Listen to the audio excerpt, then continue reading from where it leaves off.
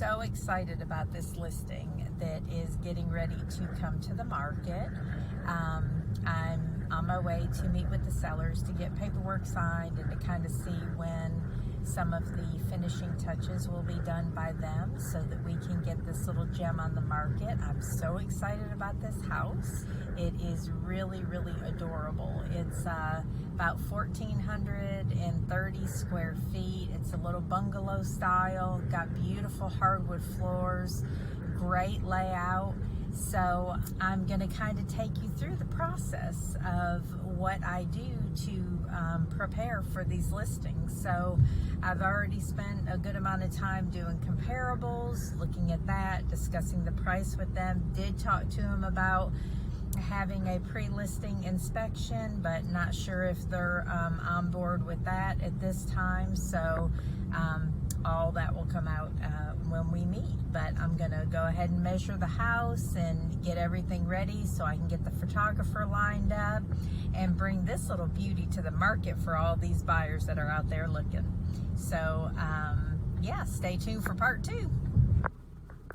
So I am headed to the listing that I did the part 1 about the other day to just kind of to make sure everything's in order and lights are on and stuff like that, because the seller is not home today. It seems more and more these days that people don't really see a value or the value in having a realtor represent them in selling their house, because, you know, the market's so crazy. One of the values that most realtors bring to the table is the fact that we put these listings in MLS, and right now that is huge because we have so many out-of-state buyers. And so, you know, I do walkthrough videos on all of my listings, and many of the realtors in my office think I'm stupid because you know, houses are selling so quickly. But this is the thing,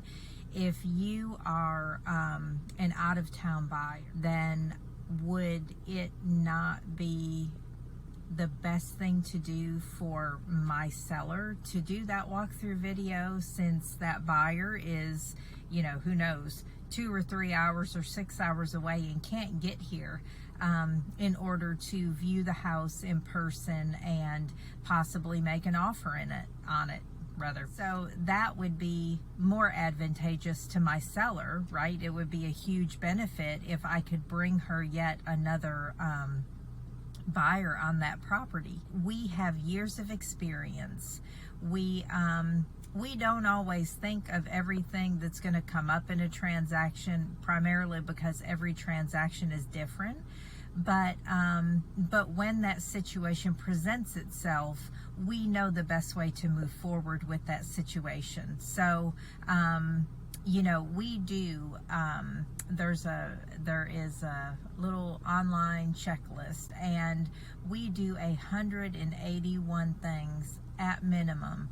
So if that in itself doesn't bring value, then I would challenge you, sit down if you're thinking about selling your house on your own and make a checklist of the things you're going to do. And if you don't hit that 181 minimum of 181 things, then I really think that will tell you the value that we bring to a transaction.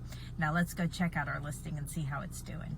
And I just wanted to go over a few things that we do. So prior to listing, we encourage the sellers to spruce up the outside of the house, you know, because you want your house to look in really, really good condition, obviously, when it starts to show. So as you will see, this seller put some nice flowers and hanging ferns on her porch and is watering them and keeping them looking really good.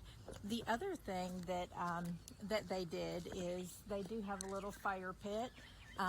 So they actually made a little fire pit area here on the side of the home.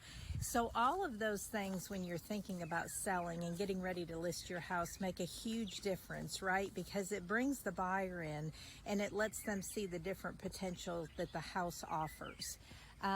Another thing is they do have a couple outbuildings on this property. So one is there, and then one is actually behind the house. And one of the biggest things when you list is to think about all of the uses for those outbuildings, right? So the outbuilding on the lower part of this property would be an absolute great workshop that that a buyer might want to use it for. So it's just really important to always bring to light the attributes of the home. And one important thing when you're marketing a home is that you put out there any potential that a room could be used for in a house. Like for example, in this house, they do have 3 bedrooms. One of the bedrooms, however, is being used as a home office. So if somebody needs 3 bedrooms, there is an actual dining area in this house. And so that could be used as the home office if they need that 3rd bedroom, because the kitchen does offer a nice breakfast bar. So you could put stools there, chairs there, and be able to utilize that extra space instead of a formal dining room as a home office. So anyway, just another little tidbit. But yeah, if you're in the Anderson, South Carolina area, you should come by and check out this house. Thanks.